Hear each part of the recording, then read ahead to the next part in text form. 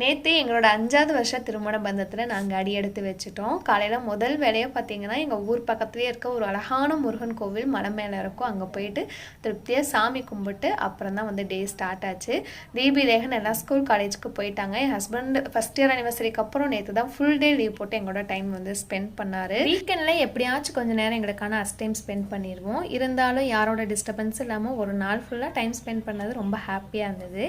இந்த டைம் எந்த அளவுக்கு முக்கியம் நீங்கள் நினைக்கிறீங்க அப்படிங்கிறத கமெண்ட்டில் ஷேர் பண்ணுங்கள்.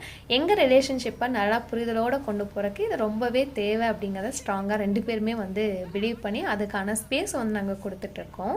ஈவினிங் தீபி லேகன் ஸ்கூல் காலேஜ்லேருந்து வந்ததுக்கப்புறம் ஒரு ரெஸ்டாரண்ட் வந்து போயிருந்தோம். ஈரோடு சைடு அம்மா வீட்டுக்கு போகும்போது நிறைய ட்ரை பண்ணியாச்சு.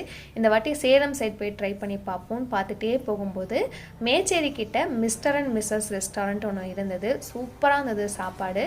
அப்படியே ஒரு லாங் ட்ரைவ் போன மாதிரி இருந்தது. நல்லா சாப்பிட்டு வந்தோம்.